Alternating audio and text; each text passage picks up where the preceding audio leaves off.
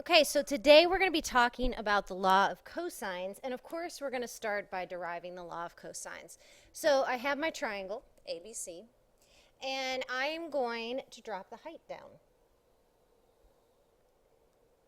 Now remember, the side opposite angle A, I'm just going to call side A. Opposite angle B is side B, and then this entire side opposite angle C is side C. I'm going to call the height H. Now that bottom side is split into two parts. I'm going to call this part on the left X. And I want to call the part on the right another variable. I don't want to introduce any new variables though. So how can I write that without introducing new variables? Well, yeah, it's just C minus X. So we have a couple of right triangles here, and when we have right triangles, we can use Pythagorean theorem. I'm going to set up a Pythagorean theorem equation for the triangle on the left and for the triangle on the right, and then we're going to smush these together. So we've got x squared plus h squared equals b squared, and then c minus x quantity squared plus h squared equals a squared. Well, both equations have an h squared in them, so I am going to go ahead, solve for the h squared, then I can do a substitution, set the two equations equal to each other, and then we're going to be doing some simplification. So in the equation on the left, I can get h squared equals b squared minus x squared, and the equation on the right, h squared is a squared minus the quantity of c minus x squared. Set those equal to each other. And while I'm setting them equal to each other, let me go ahead and multiply that out. So c squared minus 2cx plus x squared.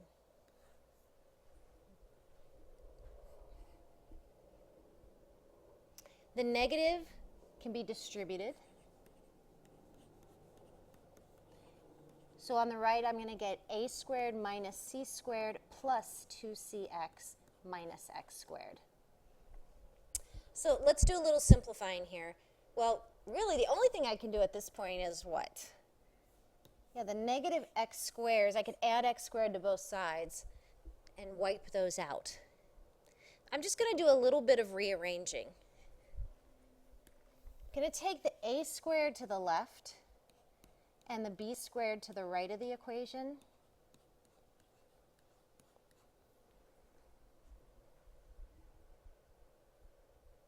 And then I've got too many negatives going on, so I'm just going to multiply both sides of the equation by -1.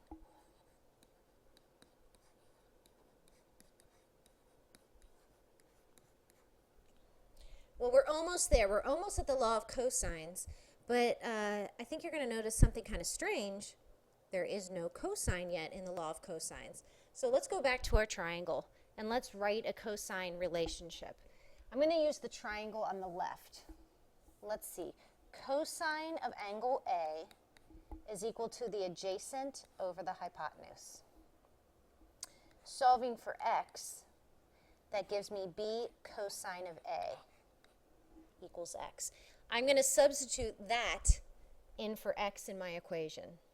So right here, I'm going to substitute that in, which will give me a squared equals b squared plus c squared, looking like Pythagorean theorem, but I'm going to do that substitution. The x, I substituted in the b and the cosine of A. I just put this in alphabetical order here, giving us minus 2bc cosine A. This is the law of cosines. A little more complicated looking than the law of sines. Notice with law of cosines, there's 3 sides involved, A, B, and C, and only one angle. This time it's angle A. Now, we could have swapped this up and drew the height in. Instead of from point C down, we could have drawn it from point A down, or from point B across to AC. So these variables can flip around. So law of cosines could look like any of these. The one we derived a squared equals b squared plus c squared minus 2bc cosine of a. But let's swap things up. Let's put b squared first. Well, the other two sides have to go next. A squared plus c squared. Now, whichever two sides appear here, right here, also appear here. So minus 2ac. And then this angle is opposite of this side. So cosine of b. So if I started with c squared, let's see, the other two sides, a squared plus b squared, minus, these two sides repeat here, 2 times ab times the cosine of, well, we started with c, so we're given angle c. We already talked about when we use the law of cosines. There's two situations. When we have three sides given, or when we have side, angle, side. Two sides and the angle in between those sides, the included angle. Then we use law of cosines. So let's try a couple problems.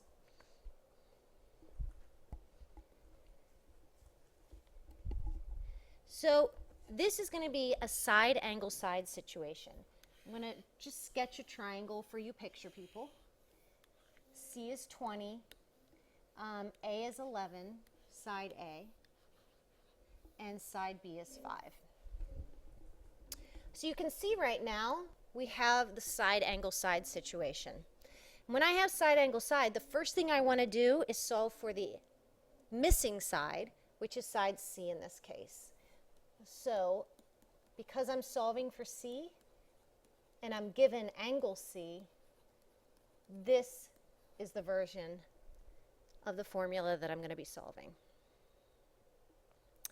Let's see here. Let's plug in everything we know. A squared, well, 11 squared is 121.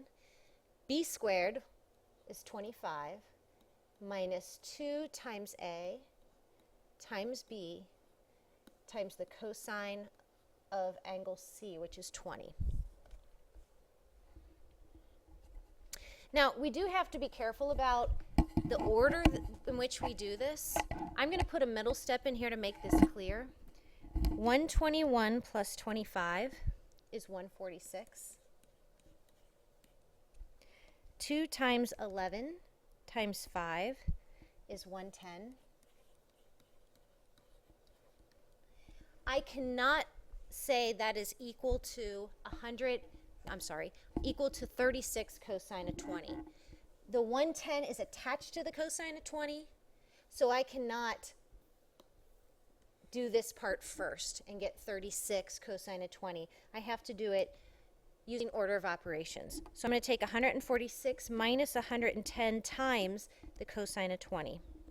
Now remember, we are working in degrees, so make sure your calculator's in degrees with this. I got c squared is about 42.6,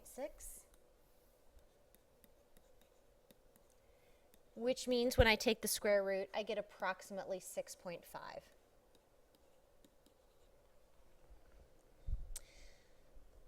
Now I have to find an angle, and I could use law of cosines, but law of sines tends to be a lot less work, so I'm going to go for law of sines. There's one warning, though. Warning. When you do the law of sines, because of the way inverse sines work, remember when we did inverse sines? If the ratio was positive, we got an answer in the first quadrant. If the ratio was negative, we got an answer in the fourth quadrant. We never got an angle in the second quadrant. Inverse sine is not defined in the second quadrant, which means anytime I do inverse sine, I can never ever get an obtuse angle as my answer on my calculator. So because of that, never use the law of sines to find an obtuse angle.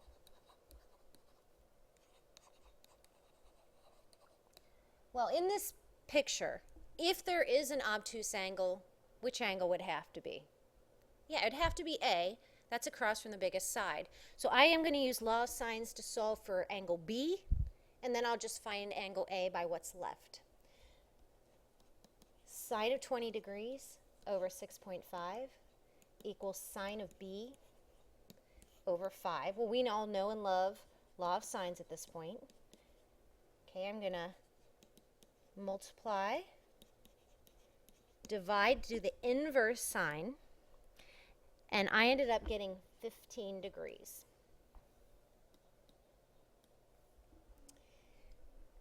That gives me 35 degrees, leaving me 145 degrees for A. Let's try another problem. This time I'm given side, side, side.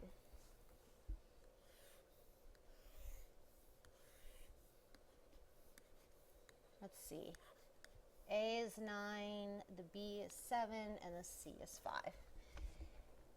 I'm going to use law of cosines to find one of these angles, and it doesn't matter which angle I find first. So I'm going to go for A. So I'm using this formula, this version of the formula, because it has angle A in it. So let's plug in everything we know. 81, 49, 25, minus 2 times 7 times 5 times the cosine of A. Once again, the order that you do things in is important, so be careful. Make sure you're following correct order of operations.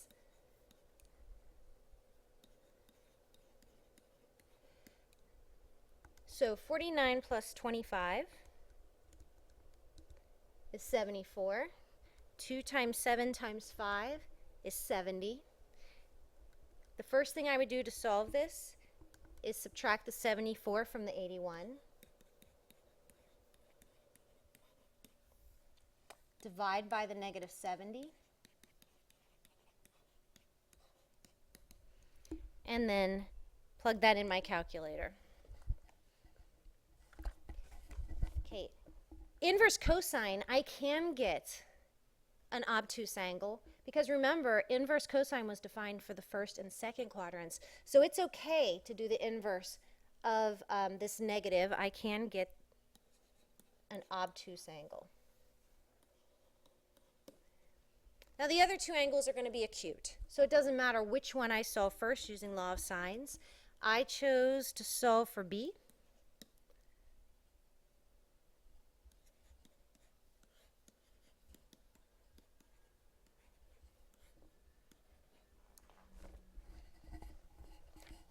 I multiply the 5 times the sine of 94, divide by the 9, and do the inverse sine. I got approximately 34 degrees.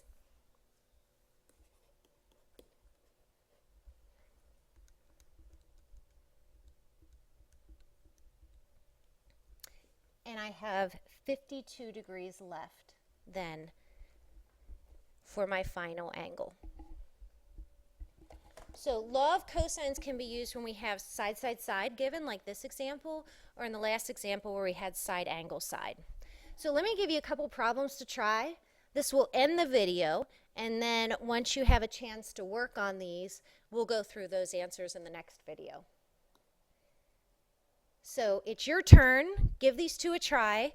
Remember, don't use the law of sines to find an angle that might potentially be obtuse.